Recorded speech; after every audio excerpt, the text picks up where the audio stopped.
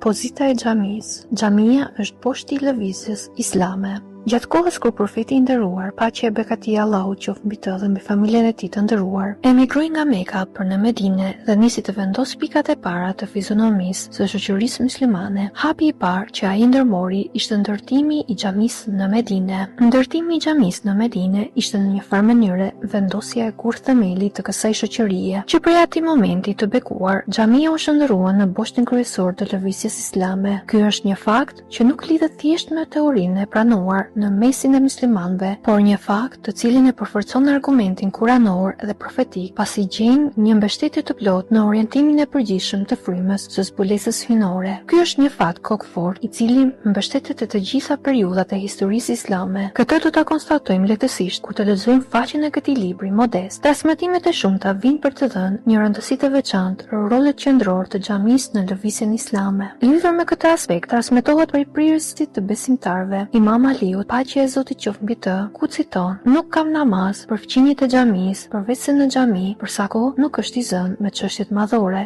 dhe nuk është i sëmur." Ky është një transmetim ku duket qartë dhe vihet re dukshëm rëndësia e faljes së namazit të detyrueshëm në xhami. Në këtë thënie të prirësit të besimtarëve Imam Aliu, paqja e bekati i Allahut qoftë mbi të, duket qartë se fqinjet e xhamisë thonë që të falin namazin e obligueshëm në xhami, për sa kohë nuk është e justifikuar me sëmundje apo me çdo lloj justifikimi tjetër fetar.